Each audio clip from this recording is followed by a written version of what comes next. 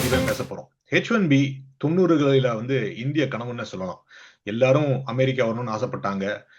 முதல்ல அதுக்கு முன்னால வந்து டாக்டர் ஆகி இல்லன்னா ஏதாச்சும் ஒரு வகை பெரிய PhD வாங்கிட்டு தான் வந்துட்டு இருந்தாங்க. அதுக்கப்புறம் வந்து ஒரு இன்ஜினியரிங் முடிச்சவங்க எல்லாமே H1B கிடைக்கும் அப்படின்னு சொல்லிட்டு அந்த Y2K ப்ராப்ளத்துல வந்து நிறைய பேர் வந்துட்டு இருந்தாங்க. அதுக்கப்புறம் 2000ல கூட ஓரளவுக்கு சுலபமாச்சு. ஆனா இன்னைக்கு H1B அப்ளை பண்ணீங்கன்னா கிட்டத்தட்ட கிரீன் கார்டு வாங்குறதுக்குள்ளார ஒரு 15 வருஷம் 20 வருஷம் காத்திருக்கணும்னு சொல்றாங்க. சில பேர் வந்து வாழ்க்கை ஃபுல்லாவே காத்திருக்கணும் அப்படின்னு சொல்றாங்க. இது தவிர வந்துட்டு இங்க வந்து வேலை வாய்ப்புகளும் இருக்கு அப்படின்னு தெரியல. அதாவது நிறைய கம்பெனிஸ் வந்துட்டு H1Bs எடுக்கிறது இல்ல அப்படின்னு சொல்லிட்டு ஒரு பெரும் குறை இருந்துட்டு இருக்கு. இதெல்லாம் தாண்டி இன்னுமே வந்து H1B அப்படிங்கிறது ஒரு கனவா? H1B அப்ளை பண்ணா நம்மளுக்கு இங்க வேலை கிடைக்குமா? அது ஒரு பாசிபிள் பாத்தா அப்படின்னு ஒரு பக்கம். 2வது பக்கம் வந்துட்டு ஸ்ரீதர் வெம்பு வந்து என்ன சொல்றாருன்னா, ஏங்க நம்ம வந்து மத்தவங்கள டிபெண்ட் பண்ணி இருக்கணும். இந்திய திருநாட்டிலே எல்லாமே கிடைக்குது. இங்கேயே இருக்கலாம்ல அப்படின்னு சொல்றாங்க. சோ அத 2 பத்தி தான் இன்னைக்கு டிஸ்கஸ் பண்ண போறோம். இந்த H1B எபிசோட்ல நம்ம அதை தான் கவர் பண்ண போறோம். இதை பாத்தீங்கன்னா உங்களுக்கு வந்து ஒரு கிளியர் ஐடியா கிடைக்கும்னு நினைக்கிறேன். H1B அப்ளை பண்ணலாமா, எத்தனை சீட்ஸ் இருக்கு எப்படின்றத நம்ம முடிஞ்சளவு கவர் பண்ண பார்க்கலாம். ஸோ இதுக்காக நம்ம கூட இன்னைக்கு பேசுறதுக்கு வந்து நம்மளோட நண்பர் மோகன்தாஸ் சண்முகம் வந்திருக்காரு. அவர் வந்து அவரை பத்தி ஏற்கனவே அறிமுகம் சொல்லியிருப்பாரு. அவர் வந்து ஏற்கனவே பேரலீகலா பயிற்சி பெற்றவர். ஸோ இந்த விஷயத்துல வந்து அவருக்கு நிறைய தகவல் அடிப்படை கொண்ட அவருக்கு நாலேஜ் இருக்கு.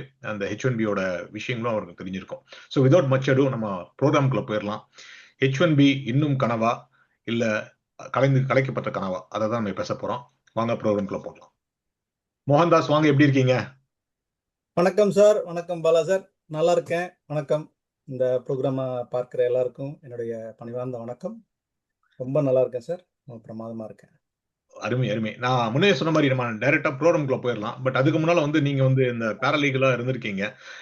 அந்த கோர்சஸ் எல்லாம் படிச்சிருக்கீங்க அப்படின்னு சொல்லியிருக்கீங்க. ஸோ H1Bல உங்களுடைய நீங்கள் இந்த இந்த நாட்டிலேயே இருந்திருக்கீங்க. ஸோ உங்களை பத்தி ஒரு சின்ன அறிமுகம், ஒரு 30 செகண்ட் அறிமுகம் சொல்லுங்க. அதுக்கப்புறம் அப்படியே ப்ரோக்ராம்குள்ள போயிடலாம். ஸோ யூஎஸ் இஷ்யூ பண்ற கப்புள் ஆஃப் விசாஸ்ல நான் வந்து இருந்திருக்கிறேன். B1 விசால இருந்திருக்கிறேன். L1 விசால விசிட் பண்ணியிருக்கிறேன். H1 விசால விசிட் பண்ணியிருக்கிறேன். இப்போ கிரீன் கார்டில் இருக்கிறேன். இது கூடவே சேர்ந்து நான் ஆஸ்திரேலியன் PR 2012 வாங்கியிருந்தேன். I just went and registered, but I did not stay there. I was there for a week to do the formalities. And இந்த ரெண்டையும் கம்பேர் பண்ணுறதுக்காக which would be better job வைஸாக இருக்கட்டும், how the life will be, அதில் வந்து US is far more better அப்படிங்கிற ஒரு டெசிஷனை மேக் பண்ணி யூஎஸ்ல இருந்துக்கிட்டேன். Further on top of that, நான் வாஷிங்டன் யூனிவர்சிட்டியில் I have done a certificate course on the immigration. I have a certification on immigration.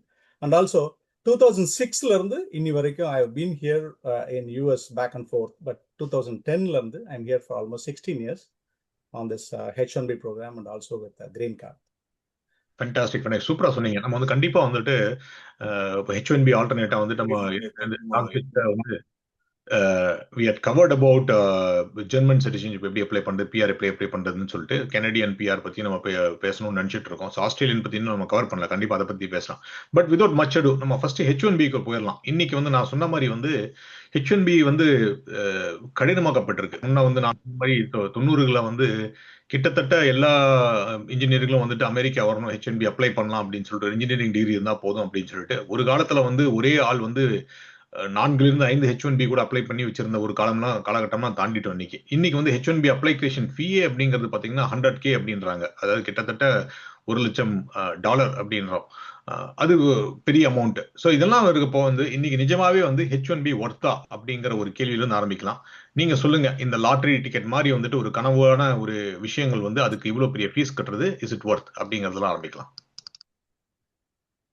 So இந்த H1B ப்ரோக்ராம் வந்துங்க நவம்பர் 29, 1990ல எஸ்டாப்ளிஷ் பண்ணப்பட்ட ஒரு ப்ரோக்ராம் இது. It's also called as a highly skilled immigration program.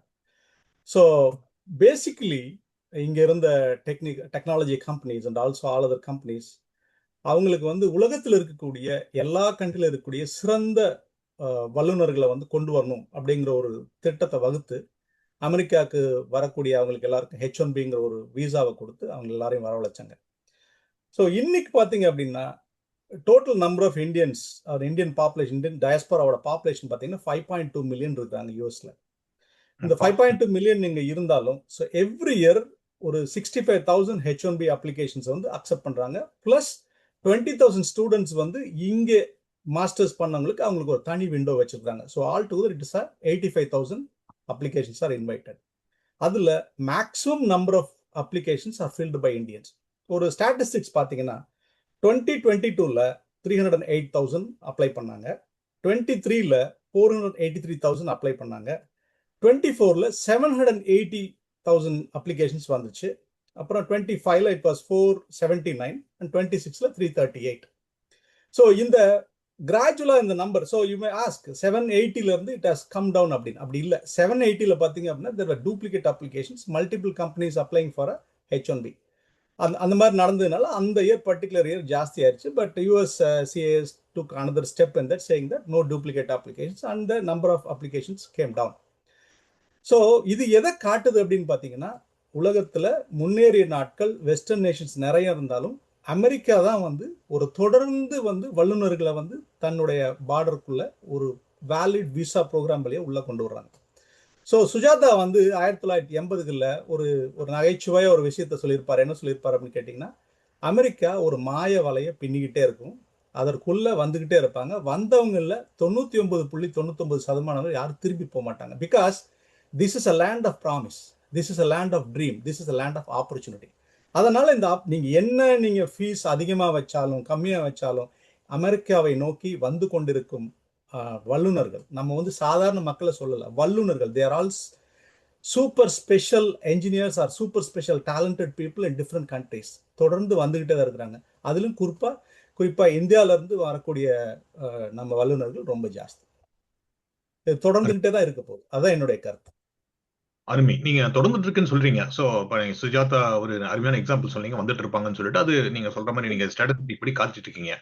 But என்னோட கேள்வி என்னன்னா, நிஜமாவே அந்த பாசிபிலிட்டி இப்போ நான் இப்போ சமீபத்துல பாத்தீங்கன்னா, இப்போ முன்ன வந்து பாத்தீங்கன்னா H1B வந்து நான் வரப்போ நீங்க வரப்பெல்லாம் பாத்தீங்கன்னா கிட்டத்தட்ட $100 $200 இருந்துச்சு. வக்கீல் ஃபீஸ் எல்லாம் எல்லாத்தோட சேர்ந்து மேக்ஸிமம் வந்து நீங்க $5,000 கிரீன் கார்டே வாங்கிடலாம் அப்படிங்கிற நிலைமையில இருந்துச்சு. H1Bல இருந்து கிரீன் கார்டுக்கு $5,000 அப்படிங்கிற ப்ராசஸிங் ஃபீ இருந்துச்சு. அன்னைக்கு இருக்கிற கம்பெனியில பட்ஜெட்ஸ், நான் சில கம்பெனிஸ்ல ஒர்க் பண்றப்ப நாங்க பட்ஜெட்டிங் பண்றப்பே வந்து ஒரு 2000 காலங்களை வந்துட்டு கிட்டத்தட்ட நாங்க வந்து ஒரு $5,000 தான் மொத்தமே H1Bல இருந்து கிரீன் கார்டு வரைக்கும் பட்ஜெட் பண்ணுவோம். ஆனா இன்னைக்கு பாத்தீங்கன்னா அந்த கம்பெனி H1B அப்ளிகேஷன் பண்றதுக்கே அங்க 100,000 அப்படின்றாங்க. அது தவிர நீங்க கிரீன் கார்டு ப்ராசஸிங் பண்றப்போ வக்கீல் ஃபீஸ் எல்லாம் சேர்த்துனீங்கன்னா கிட்டத்தட்ட $250,000 ஒரு அப்ளிகண்ட்டுக்கு ஆகுது, கிரீன் கார்டுக்கும் சேர்த்து. ஸோ அது ஒரு விஷயம். ரெண்டாவது விஷயம் வந்துட்டு, முன்ன வந்து நீங்க அப்ளை பண்ணீங்கன்னா கிட்டத்தட்ட ஒரு 5 ஆண்டுகளில் worst case scenario, best case scenario, நீங்க டெலவேர் இல்ல பிட்ஸ்பர்க் மாதிரி மாநிலத்தில் இருந்தீங்கன்னா, பென்சில்வேனியா மாதிரி மாநிலத்தில் இருந்தீங்கன்னா, உங்களுக்கு வந்து கிட்டத்தட்ட 6 மாதத்துக்கு 1 மாதத்துக்குள்ள கிரீன் கார்டு வாங்கினவங்களா இருக்காங்க. ஆனா இன்னைக்கு நிலைமையில வந்துட்டு கிரீன் கார்டு வாங்குறதுக்கு அந்த ப்ராசஸ் முடியறதுக்கு அப்படிங்கிறதுக்கு 20 ஆண்டுகள் ஆகுது அப்படின்றது. ஸோ இந்த ரெண்டையும் கம்பைன் பண்ணி பாக்குறப்போ நிஜமாவே இது ஒரு கனவுலகமா? இன்னும் ஆட்கள் வந்துட்டு இருக்காங்களா? அதனாலதான் நீங்க சொன்ன அந்த 700,000 இருந்து 7 லட்சத்துல இருந்து இன்னைக்கு 3 லட்சமா குறைஞ்சிருக்கா அப்படின்னு நான் கேட்கிறேன். அதை பத்தி நீங்க என்ன நினைக்கிறீங்க? ஸோ அமெரிக்கன் கவர்மெண்ட் வந்து 100,000 $1,00,000 கட்டி தான் நீங்க அப்ளிகேஷனே போடணும் ஒரு விதியை கொண்டு வர்றாங்க. அது வந்து ஒரு இன்ஸ்டன்டா இப்போ லாஸ்ட் இயர் கொண்டு வந்த விஷயம். ஸோ இப்போ இந்த $1,00,000 கட்டுங்கன்னு சொன்ன உடனே நீங்க பார்த்துருக்கலாம், அப்ளிகேஷன் குறையல, சேம் நம்பர் தான் இருக்குது. ஆல்மோஸ்ட் 368,000 அப்ளிகேஷன்ஸ் இருக்குது. பட் ஆனா அதுக்குள்ள அந்த 368,000 எப்படி வந்திருக்கலாம் அப்படிங்கிறதுக்கு ஒரு டைசெக்ட் பண்ணி பார்த்தீங்க அப்படின்னா, இங்க ஃபாரின் ஸ்டூடெண்ட்ஸ், வெளியில இருந்து வரக்கூடிய ஃபாரின் ஸ்டூடெண்ட்ஸ் வந்து இங்க படிக்கிறவங்களுக்கு வந்து அந்த 20,000 விண்டோக்குள்ள தான் அவங்க H1B வாங்கிக்க முடியும். ஏன்னா ஸ்டூடெண்ட் விசா F1 முடிஞ்சதுக்கு அப்புறம் they have to move themselves into another visa, which is a H1B visa. So அப்படி இந்த பல காலமா கிடைக்காத அந்த அப்ளிகன்ஸ் இந்த 368க்குள்ள அதிகமா பார்ட்டிசிபேட் பண்ணிக்கிறதுக்கு உண்டான வாய்ப்பு இருக்கு. அப்படியே இருந்தாலும் கூட நீங்க வந்து 100,000 ஒரு தனி நபர், ஒரு தனி குடும்பம், ஒரு தனி ஃபேமிலி அந்த மாதிரிலாம் எடுத்துக்கிட்டீங்க அப்படின்னா பெரிய தொகையா தெரியலாம். பட் ஆனா ஒரு multi billion dollar company run பண்றவங்க இந்த 100,000 பெருசா எடுத்துக்க மாட்டாங்க. ஸோ அவங்களுக்கு தேவை டேலண்ட். அந்த டேலண்ட்டை நம்ம கொண்டு வரதுக்கு ஒரு ஃபீஸ் கொடுக்குறோம் அப்படின்னா, நம்ம ஒரு இண்டிவிஜுவலா பார்க்கும்போது 90 லட்சம் ரூபாய் அப்படிங்கிறது பெரிய காசா தெரியலாம். பட் ஆனா ஒரு அமேசான் மாதிரி ஒரு கம்பெனியோ, ஒரு வேற ஏதாவது கார்பரேட் பிக் கம்பெனிஸ்க்கு வந்து இந்த 90 லட்சம் ரூபாய் ஒரு பெரிய விஷயமா இருக்காது. பட் நீங்க சொன்னது வந்து நான் ஒரு விதத்துல ஒத்துக்க தான் ஆகணும். என்னன்னா அந்த நம்பர்ஸ் 398ல இருந்து மேபி நெக்ஸ்ட் இயர்ஸ்ல இருந்து குறையலாம். அமெரிக்காவுக்கு வந்து அதை பத்தி கவலை கிடையாது. அவங்களுக்கு தேவை 65 + 20 85,000 அப்ளிகேஷன்ஸ் தான் தேவை. கண்டிப்பா இயர் ஆன் இயர் நீங்க 100,000 இல்ல 200,000 பண்ணாலும் அந்த கேப் வந்து ஃபுல்ஃபில் ஆகி தான் தீரும்.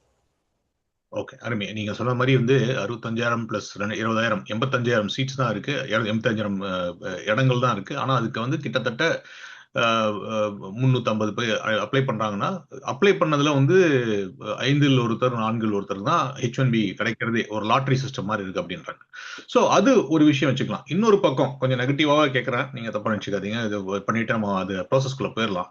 அப்படி பண்ணாலும் ஒரு மிடில் கிளாஸ் அப்பாவா ஒரு மிடில் கிளாஸ் குடும்பத்துல இருந்து வர்றவங்களுக்கு வந்துட்டு ஏற்கனவே இன்ஜினியரிங் காலேஜுக்கு நீங்க அவ்வளவு பணம் கட்டி செலவு பண்ணிருக்கீங்க. இந்தியாலயும் வந்துட்டு பாத்தீங்கன்னா ஐடி வேலைகள் கிடைக்குது. இந்த அளவுக்கு சம்பளம் கிடைக்காது. நீங்க சொன்ன மாதிரி வந்துட்டு நீங்க பாத்தீங்கன்னா இப்போ ஒரு கிட்டத்தட்ட ஒரு இன்ஜினியரிங் வந்தாங்கன்னா H1Bலயே வந்துட்டு 60,000 65,000 பக்கம் சம்பளம் கொடுத்துட்றாங்க.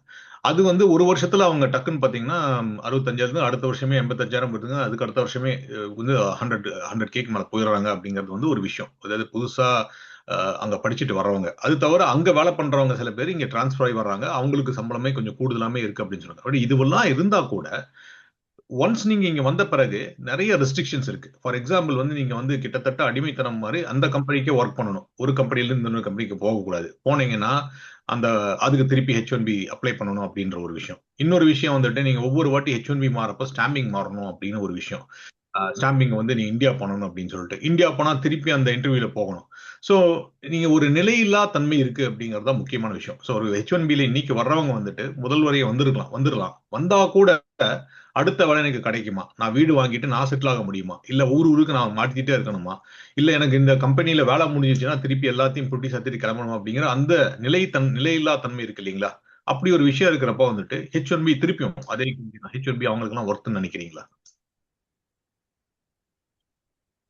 ஸோ இப்போ நீங்க அந்த $100,000 கட்டுறத வந்து இண்டிவிஜுவல்ஸ் வந்து இதுல பே பண்றது கிடையாது. அந்த ம். ஸ்பான்சரிங் கம்பெனி தான் பே பண்றாங்க. As per the rules and regulations of American இது வந்து இண்டிவிஜுவல்ஸ் பே பண்றது இல்ல. ஸோ அதனால வந்து நீங்க ஏழை வீட்ல இருந்து வர்றீங்களா, பணக்காரர் வீட்ல இருந்து வரலைங்களா, அதெல்லாம் இம்பார்ட்டன்ட் இங்க இல்ல.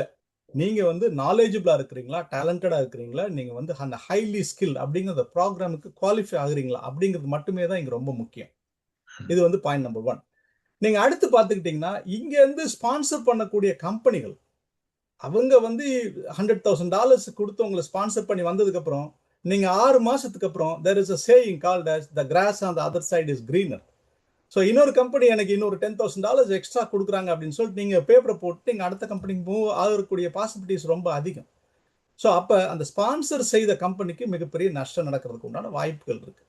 நீங்க அமெரிக்கால பாத்துக்கிட்டீங்க அப்படின்னா ஒவ்வொரு ரூலையும் மெதுவா ட்வீக் பண்ணி தான் கொண்டு வந்திருப்பாங்க. ஸோ ஏதாவது ஒன்று தவறாக பயன்படுத்தப்பட்டோ இல்ல தவறாக நடக்கலாம் அப்படின்னு அவங்களே யூகிச்சோ சில ரூல்ஸ் எல்லாம் கொண்டு வந்துகிட்டே இருக்காங்க. நான் யூஸ்வலா வந்து சொல்லக்கூடிய ஒரு ஜென்ரலான உதாரணம் இதுதான். வாஷிங்டன் வந்து முதல் முறை பிரசிடென்ட் ஆனாரு, 2ஆம் முறை பிரசிடென்ட் ஆனாரு. ஆனா 3வது முறையும் இருந்த எல்லாருமே வந்து நீங்க 3வது முறையும் பிரசிடென்ட் ஆகணும்னு சொன்னப்ப இல்ல நான் என்னுடைய டேர்ம்ஸ் போதும், அடுத்த நபர்கள் வரட்டும் அப்படின்னு சொன்னாங்க. ரிட்டனா ரூலாவோ பாலிசியாவோ எதுலையுமே இது எழுதப்படவே இல்லை. That was an open agreement or open gentleman thought. அது அதை வந்து எல்லா பிரசிடென்ட்டுமே தொடர்ந்து ஃபாலோ பண்ணிக்கிட்டே வந்துட்டாங்க 1944 வரைக்கும். 1944ல வரும்போது ரூஸ்வெல்ட் மட்டும் போர் நடந்துகிட்டு இருந்ததுனால ஒரு 3rd டேர்ம் உட்கார்ந்தார். ஸோ அமெரிக்கன் காங்கிரஸ் உடனே முழிச்சுக்கிட்டு அடுத்த செஷன் வரும்பொழுதே வந்து எந்த பிரசிடென்ட்டும் 3rd டேர்ம் போகக்கூடாதுங்கிற ஒரு ரூலை கொண்டு வந்தாங்க. ஸோ இது இந்த உதாரணத்தை நான் எதுக்கு காட்டுறேன் அப்படின்னு கேட்டீங்கன்னா இங்க வந்து எது தவறாக பயன்படுத்தப்படலாம்னு அந்த அந்த பேனலோ அந்த குரூப்போ அந்த காங்கிரஸ் ஐடியாவோ வரும் பொழுது ஆட்டோமேட்டிக்கா அதற்குண்டான வரைமுறைகளையும் ரூல்ஸையும் பாலிசியையும் எழுதி வச்சிடறாங்க.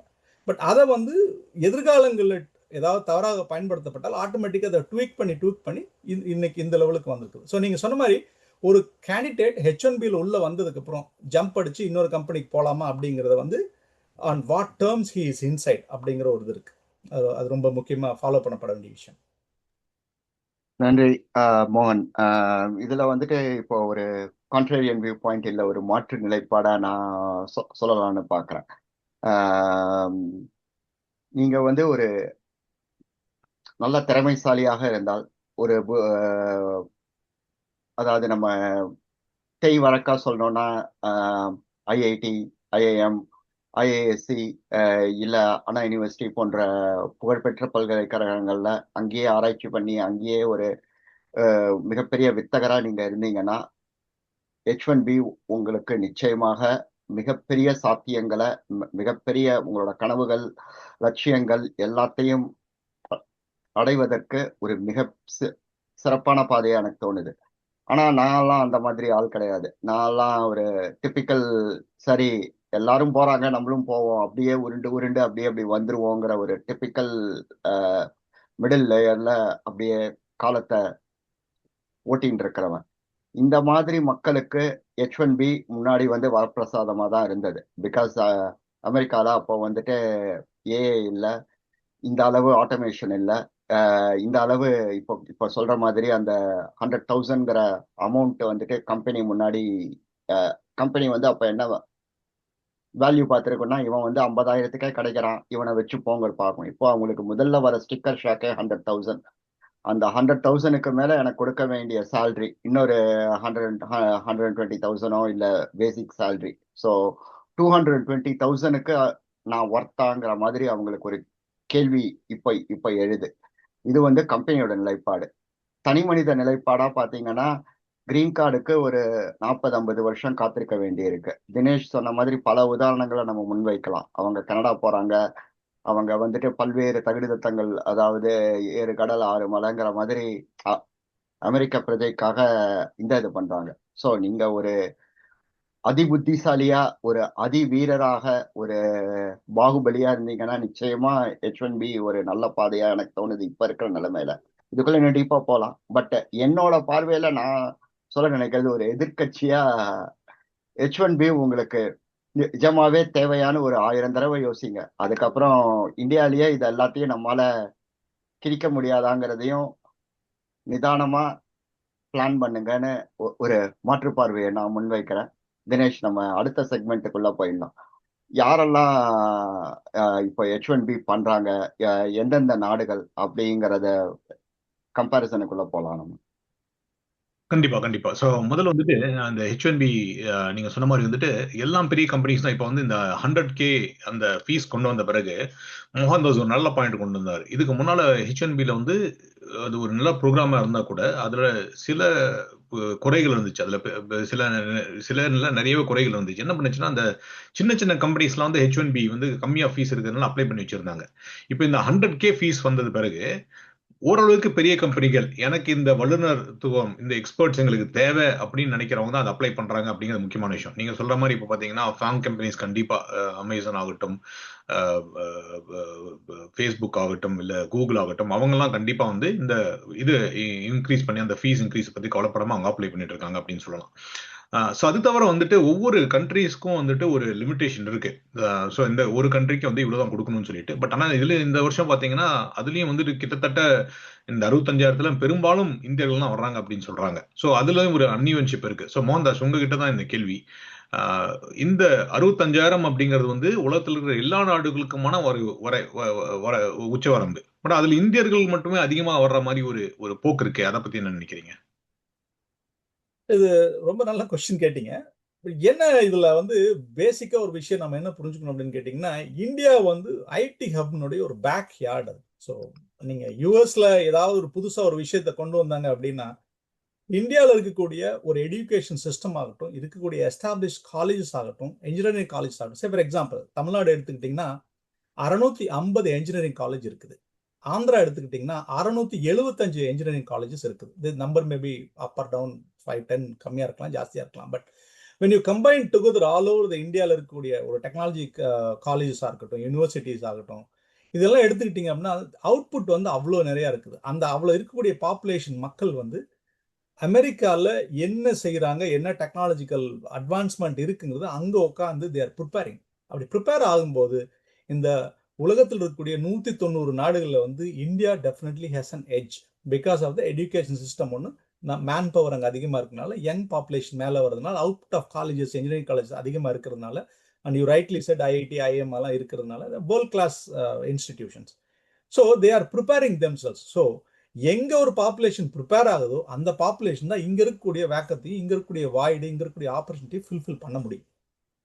So the basic is that, இதுதான் அடிப்படை காரணமே. அதுக்கப்புறம் போட்டியும் நிறைய இருக்குது. அங்கே படிக்கும் பொழுதே பார்த்தீங்கன்னா ஒரு A+ வாங்குறவங்க, ஒரு 90க்கு மேலே வாங்கக்கூடிய ஸ்டூடெண்ட்ஸ், 80க்கு மேலே வாங்கக்கூடிய ஸ்டூடெண்ட்ஸ்னு ஒரு கிளாஸ்ல 50 பேர் படிக்கும்போது 10 பேர் அதுலேயே இருக்கிறாங்க.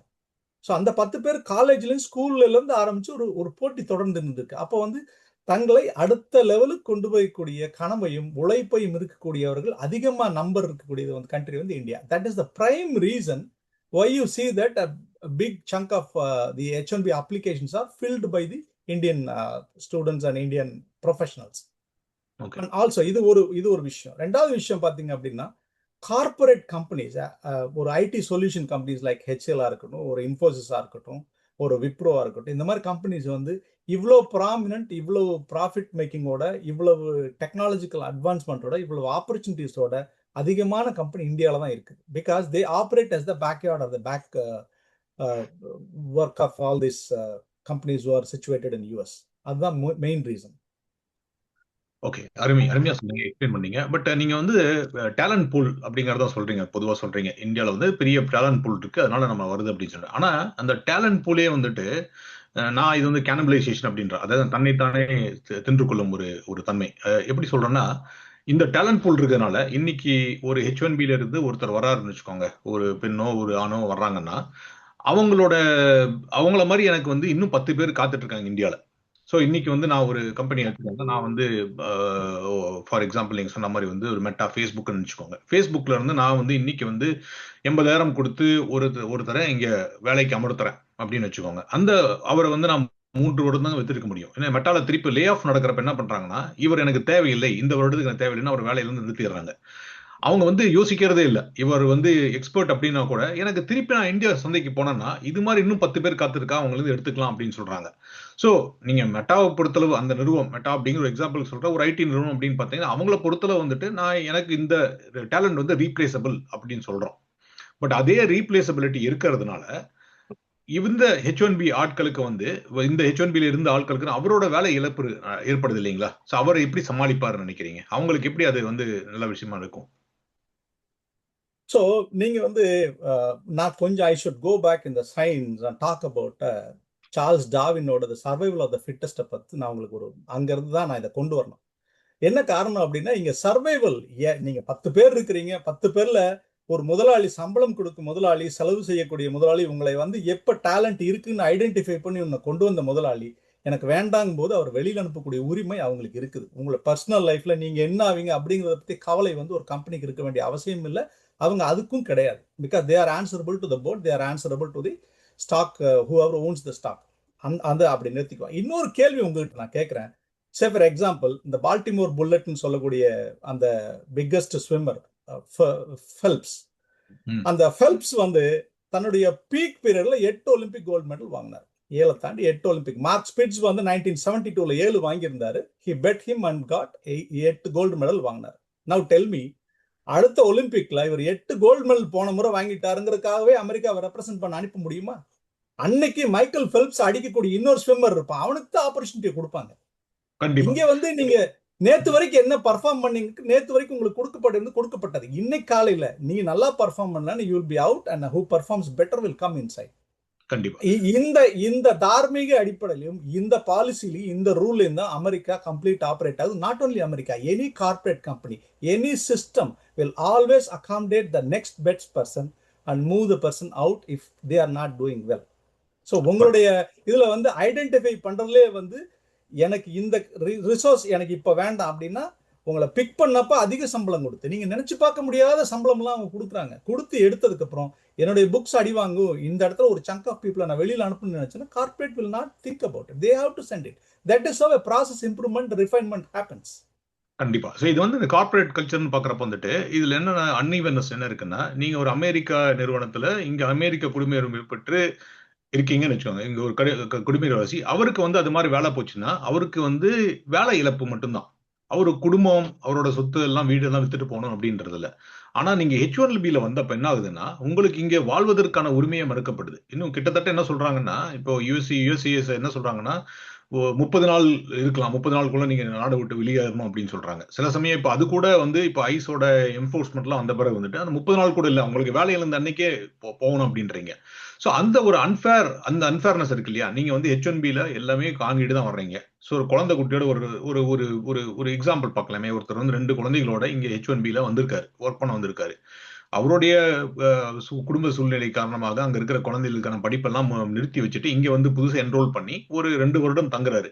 2 வருடம் முடிஞ்ச உடனே மார்க் ஜக்கர்பர்க் அவரோட கம்பெனியை சரியா நிர்வகிக்கல அப்படிங்கிறதுனால அவருக்கு வந்து நான் இவரை தூக்கணும்னு நினைக்கிறாரு. அவர் தூக்குறது அவரை பொறுத்தளவு அவருடைய எத்திக்கல் விஷயத்துல அவர் நல்லதுன்னு நினைக்கிறாரு. ஆனா அந்த H1Bல இதையே நம்பி வந்தவன் இந்த குடும்பத்தை அந்த குழந்தைகள் எல்லாம் கூட்டிட்டு இன்னும் இன்னைக்கு வேலை போகுதுன்னா வெள்ளிக்கிழமை வேலை போச்சுன்னா நீ சனிக்கிழமை ட்ரெயின் வண்டி ஏறு அப்படின்னு சொல்றது எத்தனை விதத்துல நியாயம்? இது இருக்கணுமா அப்படின்ட்டு. ஸோ இங்கதான் ஸ்ரீதர் வெம்பு வர்றாரு. ஸ்ரீதர் வெம்பு என்ன சொல்றாருன்னா, இந்த மாதிரி ஏன் இன்னொருத்தர் கட்டுப்பட்டு இருக்கணும்? இந்த மாதிரி கட்டுப்பட்டு அடிமை வாழ்க்கை வாழ்றதுக்கு நீங்க ஏன் இங்கேயே வந்திருக்க கூடாது அப்படின்ற ஒரு இன்னொரு காரணத்தை முன்னிறுத்தி வைக்கிறாரு. ஸோ என்ன பொறுத்தளவு நீங்க வந்து ஒரு கம்பெனியோட பாயிண்ட் ஆஃப் வியூல இருந்து பாக்குறப்போ ஓகே கரெக்ட், மெட்டா வந்து ஜக்கர்பர்க் வந்து அவரு உங்களுக்கு வந்து 1 லட்சம் டாலர் கொடுத்து வச்சிருக்காரு, எனக்கு தேவையில்லாத போனை உதைத்து தள்ளுவதற்கான எனக்கு உரிமை இருக்கு அப்படின்றாரு. ஸோ அதுல வந்து அவருக்கான தார்மீக இது இருக்கலாம், ஆனா எத்திக்கலி அது வந்து இந்த நபருக்கு வந்து அது சரியா?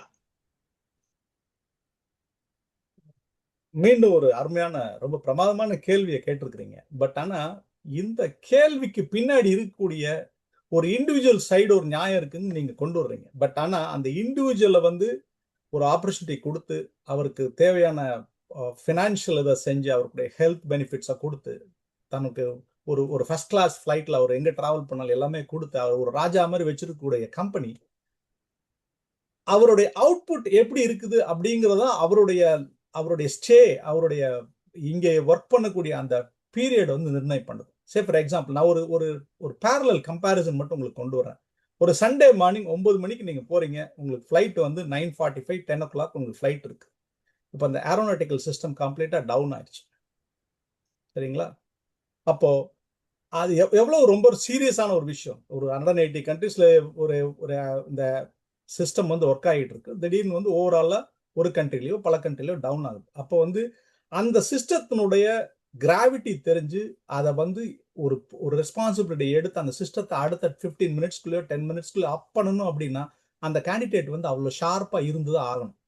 நீங்க ஒரு விஷயத்தை கொண்டு வந்தீங்க, 60 நாள் வேலை இல்லைன்னா 30 days சொன்னீங்க. It's actually 60 days. 60 days நீங்க வேலை இல்லாம இருந்தீங்கன்னா you have to go back to you have to relinquish your இது and you have to go back அப்படின்னு சொன்னீங்க. ஒரு 60 days வேலை இல்லாம இருக்கக்கூடிய ஒரு டேலண்ட்ல கம்பேரிட்டிவ்லி நீங்க கம்மியா இருக்கும் பொழுது மட்டுமே தான் உங்களுக்கு 60 days ஒரு கம்பெனி வந்து வேலை இல்லாம வைக்கிறதுக்கு உண்டான வாய்ப்புகள் இருக்கு. ஒரு ஏரோநாட்டிக்கல் சிஸ்டத்தை வந்து தூக்கி நிறுத்தக்கூடிய அளவுக்கு நீங்க வந்து அவ்வளோ வேல்யூபிளா ரெஸ்பான்சிபிளா அவ்வளோ இர்ரீப்ளேசபிளா இருந்தீங்கன்னா டெஃபினெட்லி உங்களுக்கு வந்து அந்த 60 days இல்லை, உங்களுக்கு ஆக்சுவலி டெய்லியுமே 26 மணி நேரம் வேலை செய்யறதுக்கு உண்டான வேலைகள் இங்க இருந்துகிட்டே தான் இருக்கும். ஸோ அந்த கிளைம்ல பார்த்துக்கிட்டீங்க அப்படின்னா இங்க why is America number one in most of the things அப்படின்னு கேட்டீங்கன்னா there are people who are heads down working their work கம்ப்ளீட்டா டெடிகேட் பண்ணி அவங்க டைமை கரெக்டாக பிளான் பண்ணி அவங்களுடைய என்ன செய்யணுமோ அதை பர்ஃபெக்டாக செஞ்சு சிஸ்டத்தையும் ப்ராசஸையும் பர்ஃபெக்டாக பண்ணி அது அந்த hand off and take off ரெண்டையுமே முடிச்சுட்டு தான் வந்து they are going to their personal things. So அவ்வளோ டெடிகேஷன் இருந்தால் மட்டும்தான் இங்கே சர்வைவ் ஆக முடியும். அப்போ அவ்வளோ அந்த நீங்கள் டேலண்ட் மட்டுமே இருந்தால் பார்த்தா இங்கே டிசிப்ளினு தேவைப்படும், டெடிகேஷனும் தேவைப்படும். How you deal with things, how you follow things, how you maintain things, how responsible you are, all these things define a candidate here. இது எல்லாமே நீங்கள் கரெக்டாக வச்சுருந்து எந்த கம்பெனி உங்களெல்லாம் அவ்வளோ சீக்கிரம் வெளியே போன்னு சொல்லவே சொல்லாது. அவுட் ஆஃப் மை எக்ஸ்பீரியன்ஸ் நான் சொல்கிறேன். நீங்கள் உங்களுடைய கொடுக்கப்பட்ட ரெஸ்பான்சிபிலிட்டியவோ ஏதாவது ஒரு இடத்துல ரூல்ஸையோ ஏதாவது ஒரு இடத்துல பாலிசியோ நீங்கள் வந்து ஃப்ளவுட் பண்ணியிருந்தால் ஒழிய இந்த சிஸ்டம் உங்களை கைவிடவே விடாது.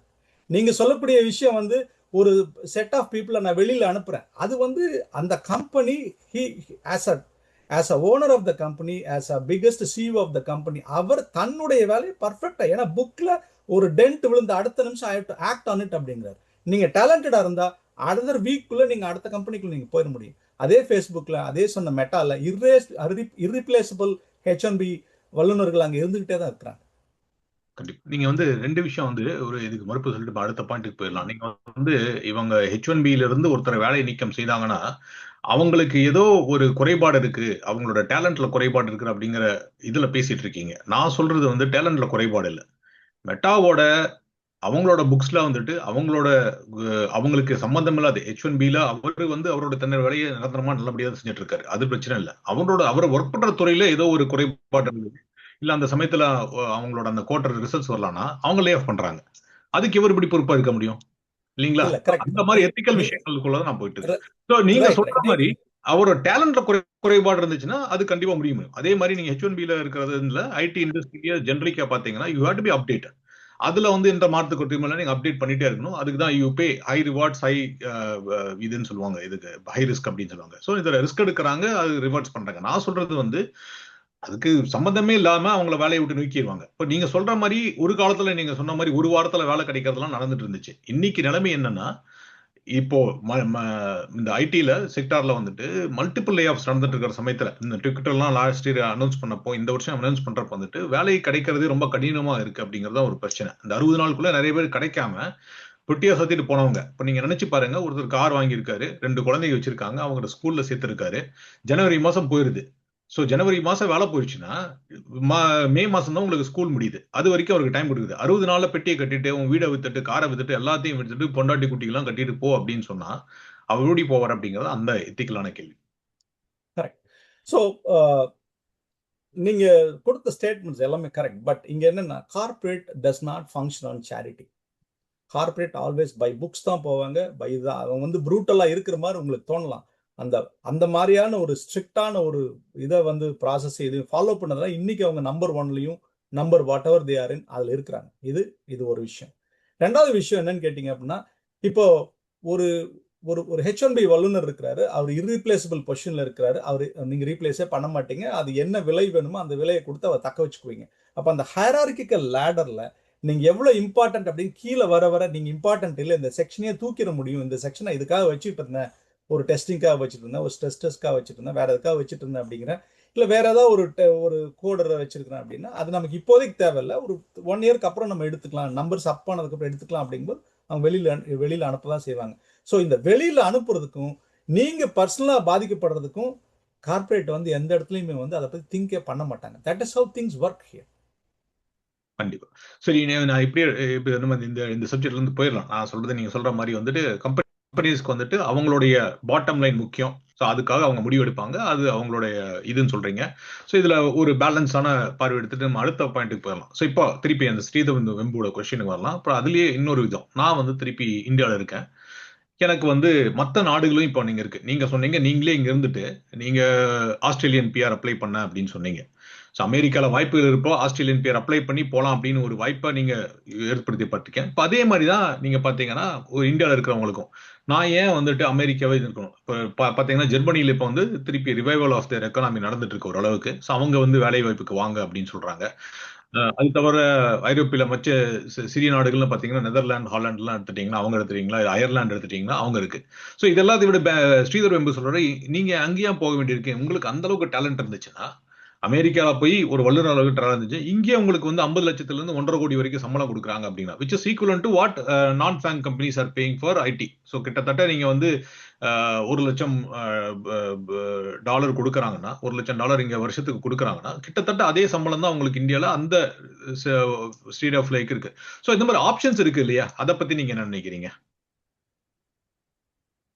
இல்ல, ஸ்ரீதர் வேம்பு சொல்லக்கூடிய கருத்து வந்து சரியான கருத்து தான். பட் ஆனா அந்த கருத்தை நீங்க பிராக்டிக்கல் இம்ப்ளிமெண்டேஷன் அப்படின்னு கொண்டு போயிட்டு நீங்க இந்தியாவில் இருந்துட முடியுமா? எல்லாருமே 1.5 கோடி ரூபாய் சம்பளம் வாங்கிட முடியுமா? எல்லாருமே 1 கோடி ரூபாய் சம்பளம் வாங்கிட முடியுமா? மாசம் 10 லட்சம் வாங்கிட முடியும்? இதான் பிராக்டிக்கலா எவாலுவேட் பண்ணீங்கன்னா ஒரு நீங்க சொல்லக்கூடிய ஒரு ஸ்கில்டு தான். ஆனா ரொம்ப இனோவேட்டிவ் ஸ்கில்ஸ், நான் அடுத்த டெஸ்லாவை கண்டுபிடிச்சிடும் அப்படிங்கிறது இல்லாம அதுக்கு அடுத்த லெவலில் இருக்கக்கூடிய என்ஜினியர்ஸ்க்கு அந்த வாய்ப்பு கிடைக்குதா? இது பாயிண்ட் நம்பர் 1. பாயிண்ட் நம்பர் 2, நீங்க வந்து அமெரிக்கால வந்து வெறும் சம்பளம் மட்டுமே இல்லை, அந்த சொசைட்டில நீங்க இருக்கக்கூடிய உங்களுக்கு உண்டான வசதிகள், நீங்க ஒரு டே வந்து எவ்வளவு ஈஸியா கொண்டு போறீங்க, உங்களுடைய குழந்தைகளின் எதிர்காலம் படிப்பு எப்படி இருக்குது, அவங்களுக்கு உண்டான வாய்ப்புகள் எப்படி இருக்குது, நீங்க சம்பாதிச்சு சேர்த்த சொத்துக்கு எவ்வளவு பாதுகாப்பு இருக்கு, உங்க உயிருக்கு எவ்வளவு பாதுகாப்பு இருக்குது, அதுக்கப்புறம் உங்க சேஃப்டி என்ன, இந்த விஷயங்கள் நிறைய விஷயங்கள் இங்க இருக்குது. How undisturbed your life can be, அதெல்லாமே இங்க you have to evaluate. And அதுக்காக நான் அங்க இல்லைங்கிறது நான் சொல்ல வரல, இங்க என்ன இருக்குன்னு சொல்றேன். அதற்கு மாற்று வந்து அங்க இல்லைங்கிறதுனால இதை சொல்றேன் அப்படி கிடையாது. இங்க என்ன வசதிகள் இருக்கு, அடுத்து ஃபியூச்சர்ல அடுத்தடுத்த சேஞ்சஸ் வரும்போது you will be the first to either release the changes or enjoy the changes. அந்த மாதிரிலாம் வாய்ப்புகள் இருக்கு. ஸோ இன்னொரு விஷயம் எடுத்துக்கிட்டீங்க அப்படின்னா, அங்க இந்தியால வந்து நீங்க ஒரு கம்பெனி ஆரம்பிக்கிறீங்க அப்படின்னா, காம்படிஷனும் அதிகபட்சமா நிறைய வரக்கூடிய, அங்கேயே லோக்கல்லே கம்பீட் பண்ணி லோக்கல்லே இது பண்ணக்கூடிய வாய்ப்புகள் நிறைய இருக்குது. அப்ப உங்களுக்கு அந்த காம்படிஷன்ல நீங்க வெல்வீங்களா, வெல்ல மாட்டீங்களா, அந்த விஷயங்கள் எல்லாமே இருக்குது. அதுக்கப்புறம் நம்ம இப்ப பேசினபடி தான் how your life will be the quality of life அப்படின்னு சொல்லி நிறைய பேசுறோம். அது ஒண்ணு. நீங்க ரெஃபர் பண்ண ஜெர்மனி மாதிரி, ஜெர்மனி மட்டும் இல்லை, இன்னைக்கு வந்து even Japan is also calling people and many European countries also calling people for their new things to be implemented. இருக்கலாம் இந்தியன்ஸ்க்கு நிறைய வாய்ப்புகள் அப்ராட்ல, நாட் ஓன்லி யூஎஸ், ஆஸ்திரேலியாவில் இருக்கு, நிறைய கண்ட்ரிஸ்ல, துபாயில நிறைய இருக்கிறாங்க, இந்தியன் டயஸ்போரா நிறைய இருக்கிறாங்க. டிஃப்ரெண்ட் கண்ட்ரிஸ்ல வாய்ப்புகள் இருந்துகிட்டே தான் இருக்குது. It's for you to choose now, because internet உங்களுடைய விஷயங்கள் எல்லாத்தையுமே உங்களுடைய விரல் நுனிக்கில் கொண்டு வந்துருச்சு. நீங்க உண்மையாலுமே நீங்க இந்தியாவில இருந்தும் பிரமாதமா நிறைய, நம்ம இப்ப என்னுடைய சம்பளத்தை விட 5 மடங்கு 10 மடங்கு சம்பாதிக்கிறவங்க பிசினஸ் மேன் இருக்கிறாங்க, டெக்னிக்கல் பீப்புள் இருக்கிறாங்க, இல்லைன்னு சொல்ல முடியாது. அது நீங்க எப்படி அவைல் பண்ணி எப்படி யூஸ் பண்ணிக்க பொறுத்து தான் இருக்குது. அருமையா சொன்னீங்க. சோ இந்த தினேஷ், நடுவுல ஒரு கேள்வி உங்களுக்கு ஃபர்ஸ்ட், அப்புறமா சொல்லுங்க. அத இவரும் மோகனும் எடுத்துக்கிட்டோம். ஸோ நீங்க வந்துட்டு இப்போ உங்களுக்கு உங்களை ஒரு மாமனாவோ ஒரு பெரியப்பாவோ கற்பனை பண்ணிக்கோங்க. உங்களோட கசினோ நெஃப்யூவோ இந்தியாவில் இருக்காங்க, இப்போ இந்த இது முடிச்சிட்டாங்க, பிஇ முடிச்சிட்டாங்க, ஒரு சராசரியான சாமர்த்தியமான இந்த இது பெண்ணோ ஆனோ, அவருக்கு வந்துட்டு கிட்டத்தட்ட ஒரு 50 லட்சம் சேலரி ஒரு வருஷத்துக்கு அங்க கிடைக்குது. அவர் வந்து என்ன நினைக்கிறார், உங்ககிட்ட கேட்கிறார், நான் வந்துட்டு அமெரிக்கா வரட்டுமா, இல்ல வேற எங்கேயாவது படிக்கிறதுக்கு போட்டுமா, எனக்கு மேல படிக்கணும்னு ஆசையா இருக்கு, எனக்கு இன்னும் நிறைய கத்துக்கணும்னு ஆசையா இருக்கு, நான் என்ன பண்ணட்டும், என்ன பதில் சொல்லுவீங்க? I know I'm jumping the gun but wanted spice up little bit. நீங்க சொல்லுங்க தினேஷ், என்ன உங்களோட ஆலோசனை என்னவா இருக்கும்? கண்டிப்பா மேற்படிப்பு அப்படின்னு வர்றப்போ வந்துட்டு இந்த இடத்துல அமெரிக்கால வந்துட்டு நீங்க வேலை வாய்ப்பு அப்படிங்கறதெல்லாம் ஒதுக்கி வச்சுட்டு பாத்தீங்கன்னா, மேற்படிப்பு அப்படின்னு சொன்னீங்கன்னா இங்க இருக்கிற யூனிவர்சிட்டிஸ் வந்து டாப் நாச் யூனிவர்சிட்டிஸ். அதுல வந்து எந்த கேள்விக்கும் இடமே இல்லை. அதுல வந்து எனக்கு நான் இங்க இருக்கிற யூனிவர்சிட்டிஸ் எல்லாம் போயிருக்கேன், இங்க இருக்கிற யூனிவர்சிட்டிஸ் விசிட் பண்ணிருக்கேன் அப்படிங்கிறது.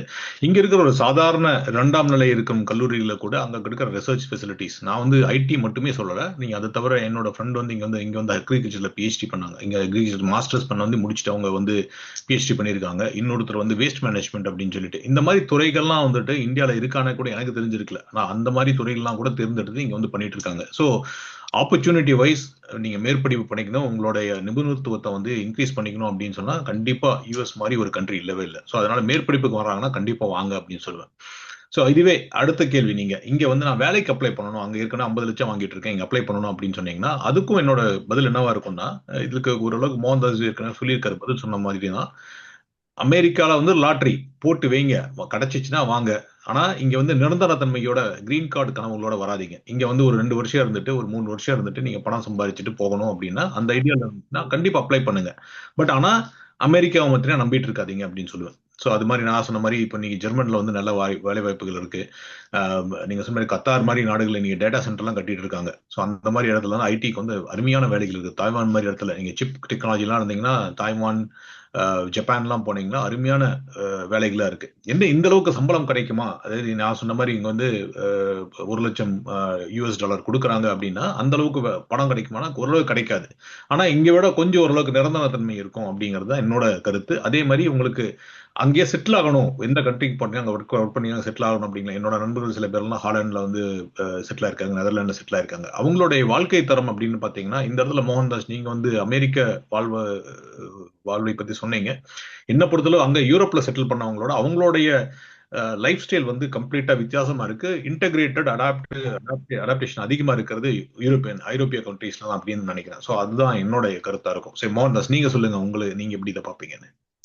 இல்ல, இந்த 2 கொஸ்டின் நீங்க சொன்னது, நம்பர் 1 அபவுட் த எஜுகேஷன், நான் வந்து படிக்க வர்றதுக்காக சொன்னீங்க. நான் வந்து ஹார்வர்ட் யூனிவர்சிட்டியில ஒர்க் பண்றேன்.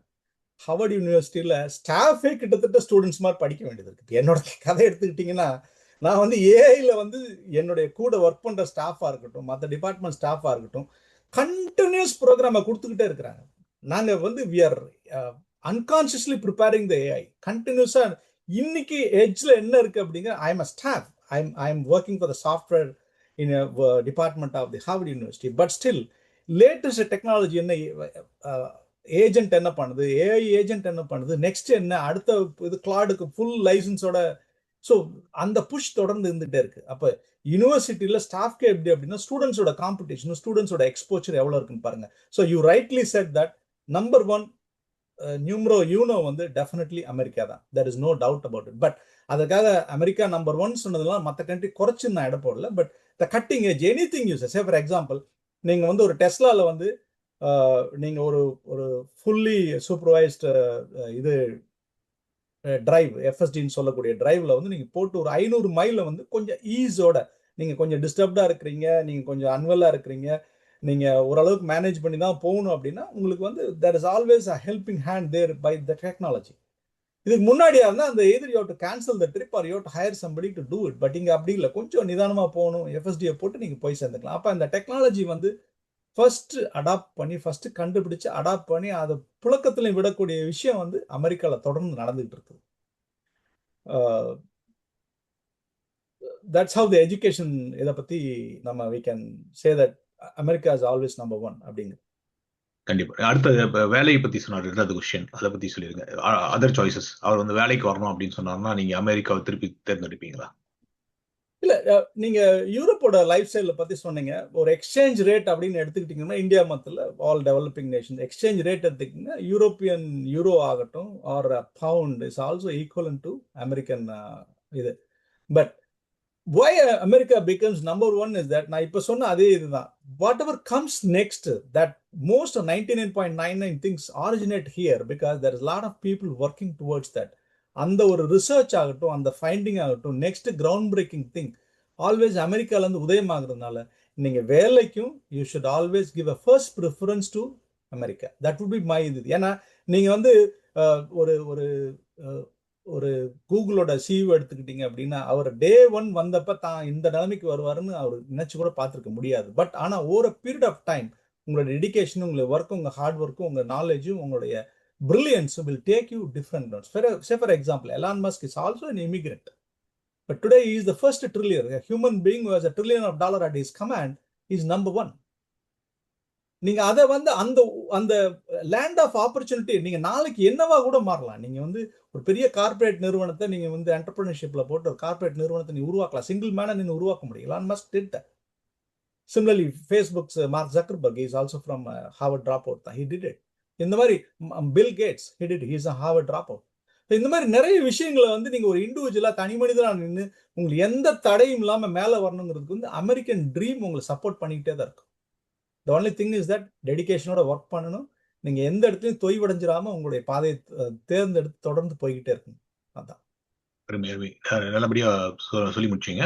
ஸோ என்னோட இன்னும் அடுத்த கேள்வி திருப்பி அந்த H1B இதுக்குள்ளேயே போனீங்கன்னா, ஸோ H1Bல வந்தாலும் கூட நம்மளோட லாங் டேர்ம் கோல் என்னன்னா இங்க செட்டில் ஆகணும் அப்படிங்கிறது தான். ஸோ நீங்க சொல்ற மாதிரி வந்து கம்பெனிஸ் வந்து எப்ப வேணா நம்மளை தூக்கி அடிச்சிடலாம் அப்படிங்கிற ஒரு நிலைமையில இருந்து நம்ம முடிஞ்ச அளவுக்கு H1Bல இருந்து மாற்றி அமைக்கிறது வந்துட்டு green card process. So green card ப்ரோசஸ்ல போய் உங்களுக்கு கிரீன் கார்டு கிடைச்சிரும்னு சொல்லிட்டு, ஸோ அந்த time to get a green card அப்படிங்கிறது இப்போ இன்னைக்கு சர்ச்சைக்குரிய இன்னொரு கேள்வி. ஸோ கிட்டத்தட்ட ஒரு இது வந்து உண்மையான நிகழ்வா அப்படின்ற நகைச்சுவா கூட எடுத்துக்கலாம். ஆனால் நகைச்சுவை இல்லை.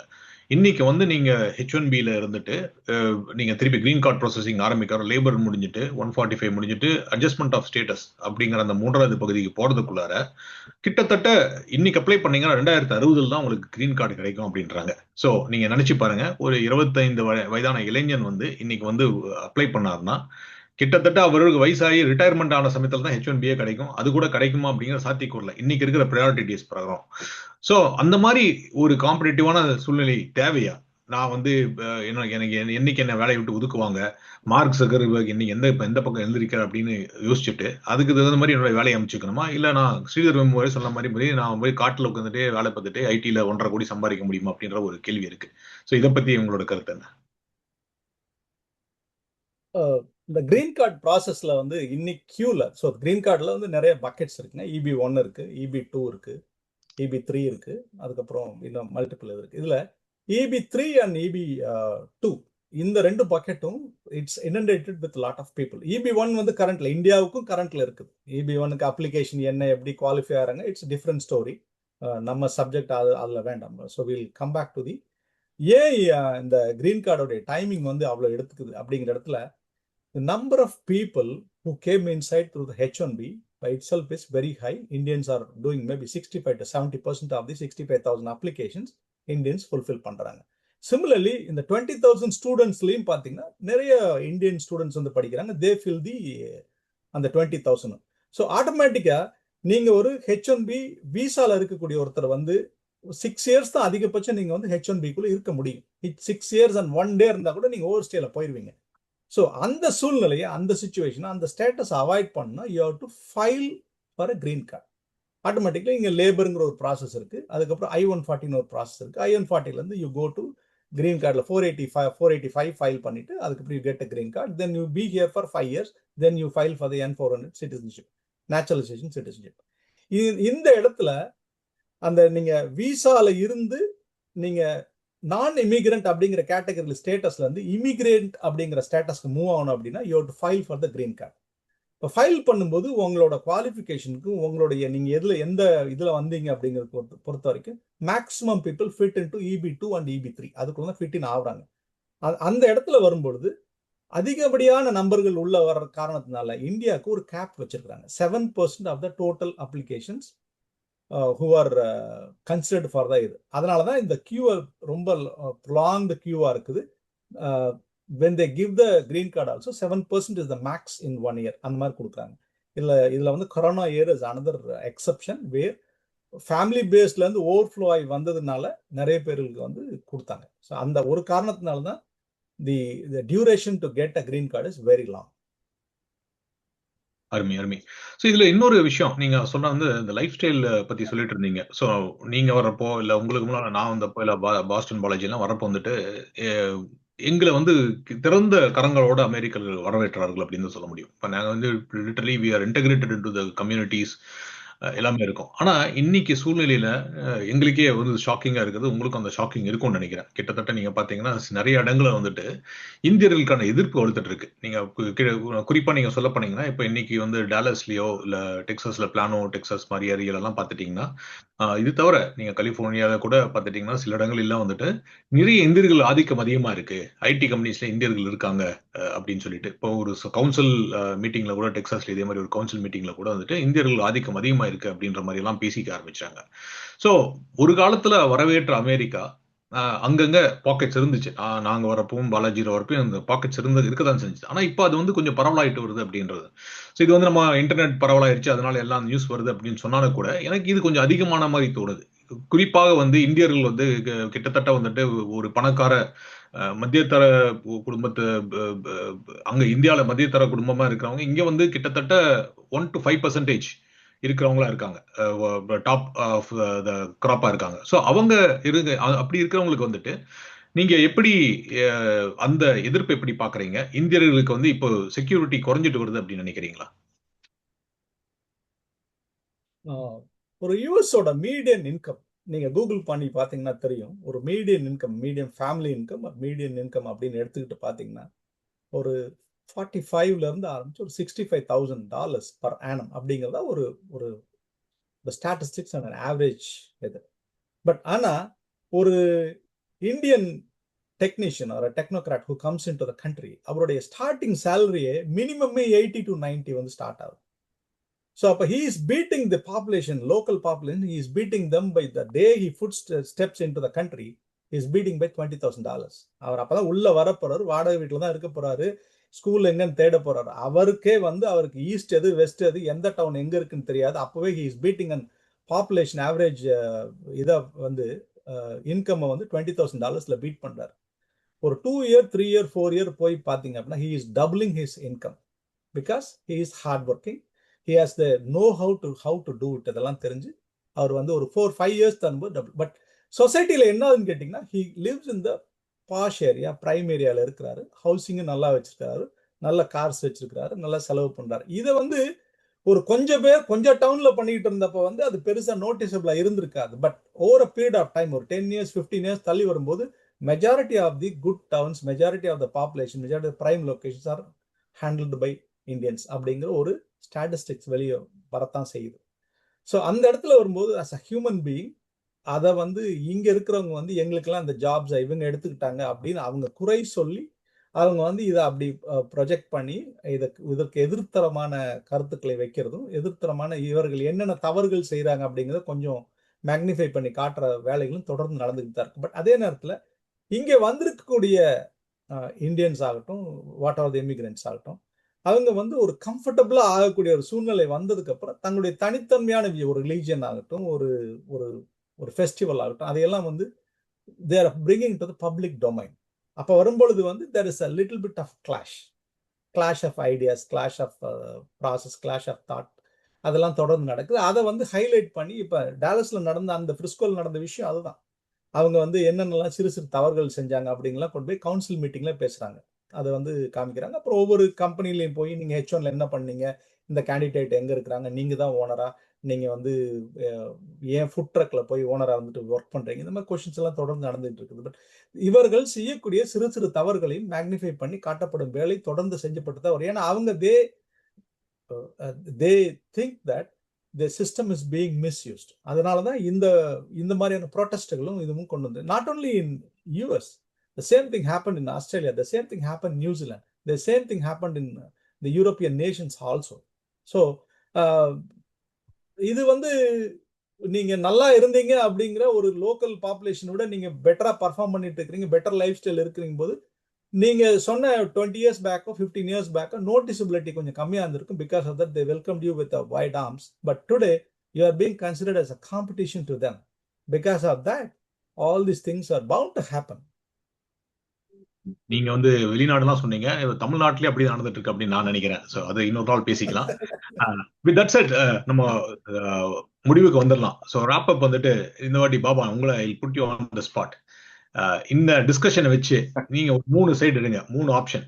நீங்க வந்து கிவன் வாட் இஸ் ஹேப்பனிங் இந்த H1B அரேனா, இந்த இமிகிரேஷன்லாம் வச்சு வர்றப்போ நீங்க வந்து இன்னும் H1B நம்பிக்கையாளரா, இல்ல யதார்த்தம் இப்போ சொன்ன மாதிரி யதார்த்தவாதியா வந்துட்டு ஆமா இது இவ்வளவு பிரச்சனை இருக்கலாம் ஆனாலும் வரலாம் அப்படின்னு நினைக்கிறீங்களா, இல்ல ஸ்ரீதர் வெம்பு மாதிரி இதெல்லாம் ஓர கட்டிட்டு நம்ம இந்தியாவில போய் விவசாயம் பார்க்கலாம்டா அப்படின்னு நினைக்கிறீங்க? இல்ல விவசாயம் பார்க்கலாம் சும்மா தமாஷ் சொல்றேன், பட் இந்தியாலேயே வேலை பண்ணலாம் அப்படின்னு. சோ உங்களோட கோணம் என்னன்னு சொல்லுங்க. இல்ல இதை தவிர உங்களுக்கு ஆல்டர்னேட் கோணம் இருந்தாலும் எப்படி ரேப் பண்ணுவீங்க நீங்க? தேங்க்ஸ் தினேஷ். எனக்கு சிக்ஸருக்கு நான் எப்பவுமே கிரிக்கெட் ஒழுங்கா ஆட மாட்டேன், அம்பையர் தான் பண்ணுவேன். பட் பால் கடைசியில போட்டு கொடுப்பாங்க எனக்காக, ரொம்ப டபுள் பிச் எல்லாம் போட்டு கொடுப்பாங்க. அந்த மாதிரி பிச்சு போட்டு கொடுத்துருக்கீங்க 2 பேரும். ஸோ நன்றி மோகன். அண்ட் இது ஸோ கார்பரேட் வேர்ல்ட்ல இட் டிபெண்ட்ஸ்ன்னு சொல்ற ஆன்சர் மாதிரி உங்களோட திறமையும் உங்களோட லட்சியங்களையும் பொறுத்ததுன்னு நான் நினைக்கிறேன். முதல் பாதை நீங்க சொன்னது, இங்க படிக்கிறதுக்கு வர்றதோ இல்ல வேலைக்கு வர்றதோ H1Bல, இங்கேயே நீங்க டைரக்டா வேலைக்கு வர்றவங்க இன்னும் நம்ம அங்க இங்க பாக்குறோம். அதாவது நான் இப்பெல்லாம் தலைப்புச் செய்திகள்ல பாக்குறேன். ஸோ 1-2 பேர் தான் வராங்க அந்த மாதிரி. ஆனா அங்க கண்ணாபின்னான்னு ஷைன் பண்றவங்க இன்னும் மெட்டா போன்ற நிறுவனங்கள் சும்மா அள்ளிண்டு வராங்க. கூகுள் போன்ற நிறுவனங்கள் அவங்களுக்கு கொடுக்குற சம்பளம் எல்லாம் நினைத்து கூட பார்க்க முடியாதுது. அவ்வளவு திறமைசாலினா ஆப்வியஸா கம்பெனியே உங்களை இங்க கூட்டு வந்துடும். அவன் உங்களுக்கு எல்லா இந்த இது கூடவே நீங்க இருப்பீங்க. படிக்கிறதுக்கு இங்க வர்றது உங்களுக்கு நிஜமாவே ஆர்வம் இருக்கணும். இப்போ மெக்கானிக்கல்ல சில பேர் ரொம்ப ஆர்வமா வந்து சேருவாங்க நான் படிக்கிற காலத்துல, பிகாஸ் அவங்களுக்கு அதுல ஒரு ஆர்வம் இருந்தது. அவங்க நிஜமாவே இன்னும் நல்லா ஷைன் பண்ணிட்டு இருக்காங்க அந்த ஃபீல்ட்ல. அங்க எந்த துறையை அவங்க தேர்ந்தெடுத்தாங்களோ, இன்ஸ்ட்ருமெண்டேஷன் அந்த மாதிரி.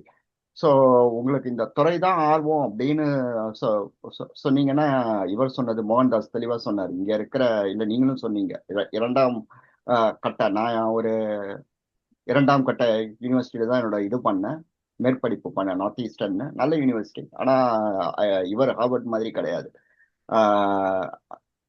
இருந்தாலும் அருமையான படிப்பா இருந்தது. ஸோ ஃபர்ஸ்ட் கொஸ்டினுக்கு படிப்புக்கோ வேலைக்கோ வரணுமானா உங்களுக்கு ஆர்வம் லட்சியம் அது இருந்ததுன்னா நிச்சயமா நீங்க வரணும். 2வது இங்க வந்துட்டு H1B கிரீன் கார்டு அந்த பாதையை வந்துட்டு நம்ம தேர்ந்தெடுத்துக்கணுமாங்கிறது உங்களோட விருப்பத்தை பொறுத்தது. நீங்க நிச்சயமா பொறுமையா காத்திருந்து கஷ்டமா மோகன்தாஸ் சொல்ற மாதிரி கடுமையா உரைத்தீர்கள் என்றால் நிச்சயமாக அது வந்து உங்களுக்கு கிட்டும். சில தகுதித்தங்கள் நடுவில் பண்ண வேண்டியிருக்கும். தகுதித்தம்னா அதாவது கோயிங் த்ரூ த ஹூப்ஸுங்கிறத நான் தகுதித்தம்னு சொல்றேன், தப்பு பண்றது இல்லை.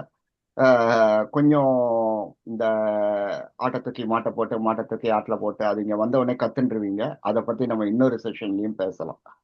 மூன்றாவது இந்தியாவிலேயே இருக்கிறது, எப்பவுமே இக்கரைக்கு அக்கறை பச்சை, இங்க வந்தவங்க அங்கேயே இருப்பாங்க, அங்க வந்தவங்க இங்கேயே இருப்பாங்க. பட் நிச்சயமா இங்க வந்தவங்களுக்கு அங்க ஒரு ஐயோ அங்க தீபாவளி கொண்டாட முடியல, பொங்கல் கொண்டாட முடியல, எல்லாரும் நம்ம மாமன் மகள் படத்துல வர மாதிரி குடும்பமா ஒரு காது குத்து இந்த இதை எல்லாத்தையும் கொண்டாட முடியல, ஒரு நல்ல தலவார விருந்து போட்டு கரிசோறு எல்லாம் வச்சு ஜம்முன்னு சாப்பிட முடியலங்கிற வருத்தம் இருந்துட்டே தான் இருக்கும்.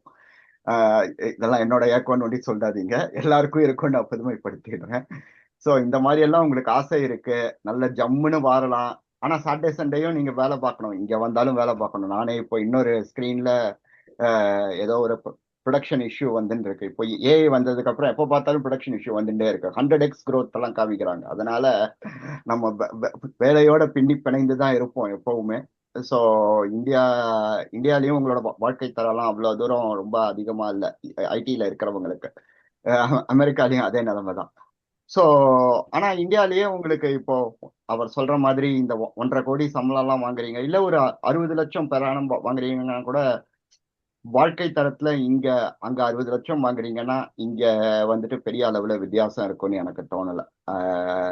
ஆனா அங்க வந்து ஒரு 10 லட்சம் தான் வாங்குறீங்க அப்படின்னு சொன்னா நிச்சயமா வாழ்க்கை தரத்துல பெரிய வித்தியாசங்கள் இருக்கும்னு தோணுது.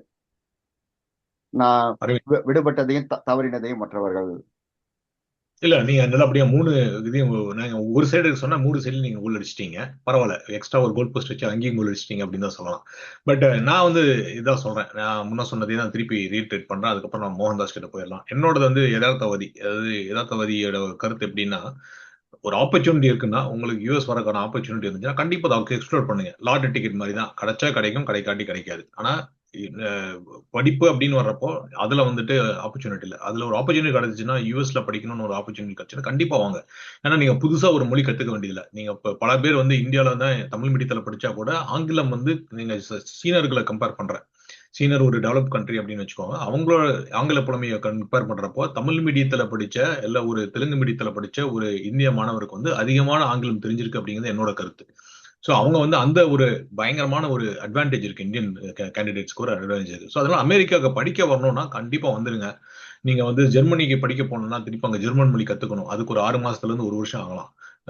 ரஷ்யா போனாலும் அதேதான் பிரச்சனை. இல்ல இது most of the European countries except for நீங்க யூகே போனீங்கன்னா இந்த மாதிரி புது மொழி கத்துக்கிட்டு போனோம் அப்படிங்கிறது ஒரு பெரிய பிரச்சனை இருக்கு.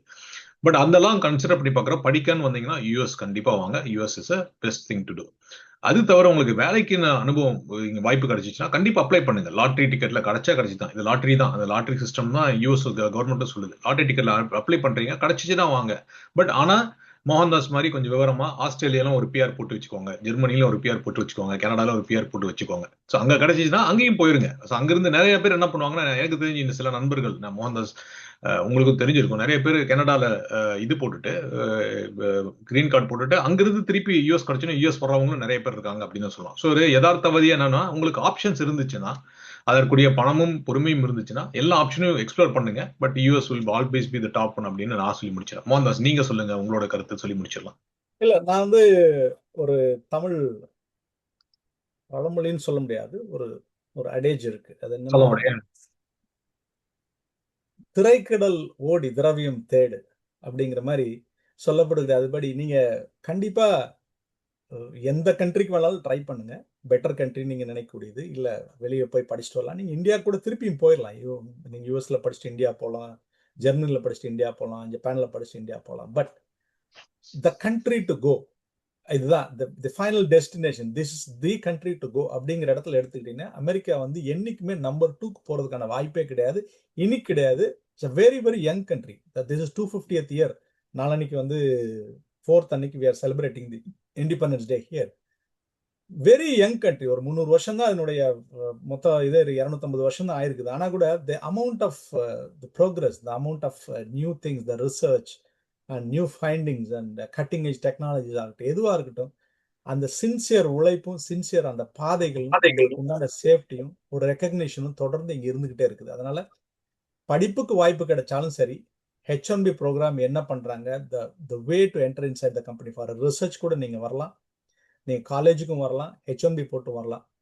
ஆனால் கண்டிப்பாக வாங்க, வந்து இந்த சிஸ்டத்தில் இருக்கக்கூடிய உங்களுக்கு நன்மை பயக்கக்கூடிய பல விஷயங்களும் உங்களுக்கு நல்லா ஹேண்ட்ஸமாக பே பண்ணக்கூடிய சேலரி அண்ட் ஃபினான்ஷியல் திங்ஸும் ஹெல்த் ஆல்சோ எல்லாமே ஹெல்த் சிஸ்டம் ஆகட்டும். புரோக்கன் நிறைய பேர் சொல்லுவாங்க, but I have very different opinions. Very one of the best system. But கொஞ்சம் டிலே இருக்கலாம், கொஞ்சம் இன்சூரன்ஸ் இஷ்யூஸ் இருக்கலாம், அதெல்லாம் இருக்கலாம். But apart from that they have the best system.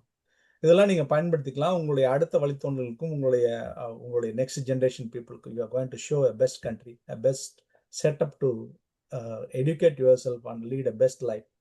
Please use all the opportunities. இன்னைக்கு வந்து யூடியூப் இருக்கு, Google இருக்கு, ChatGPT இருக்கு, ஏஐ இருக்கு, கிளாட் இருக்கு, யூஸ் பண்ணிக்கலாம். எல்லாம் step by step it's going to guide you.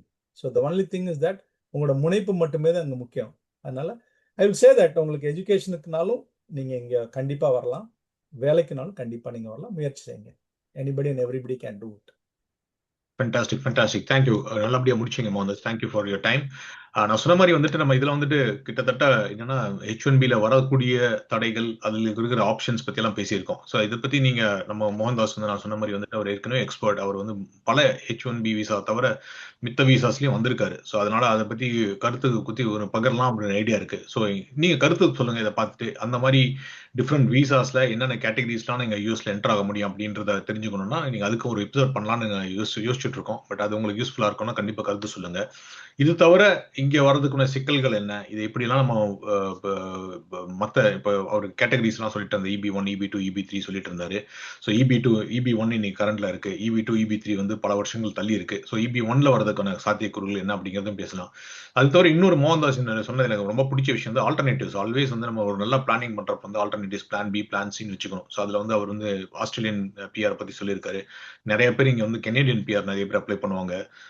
அதை பத்தியும் பேசலாம். இப்போ ஜெர்மன் விசா நிறைய பேர் இப்போ வந்து ஒர்க்கர்ஸ் விசா அப்படின்னு சொல்லிட்டு ரொம்ப பாப்புலரா இப்போ நீங்க பார்த்துருப்பீங்க. இந்தியாவில் நிறைய பேர் புஷ் பண்ண ஆரம்பிச்சிருக்காங்க. அப்புறம் நீங்க சொல்ற ஜப்பான்ல இருந்து வந்திருக்காங்க. ஸோ அதை பத்தி எல்லாம் பேசலாம் அப்படின்னு நினைக்கிறோம். பட் இதெல்லாம் பாருங்க, உங்களோட நண்பர்கிட்ட பகிருங்க, உங்களோட கருத்துக்களை தெரிவிங்க. இந்த மாதிரி உங்களுக்கு இன்ட்ரெஸ்ட் இருந்துச்சுன்னா அதை பத்தி உங்களோட கருத்துக்களை சொன்னீங்கன்னா we will definitely cover those things அப்படின்னு சொல்றோம். With that said, Mohandas, thank you. Sunday morning வந்து உங்களோட பிஸி டயத்துல வந்து நம்ம கூட பங்களிச்சு உங்களோட பங்களிப்பு கொடுத்ததுக்கு மிக்க நன்றி. திருப்பி இன்னொரு எபிசோட சந்திக்கலாம் Mohandas. Thank you for giving me the opportunity. Thank you.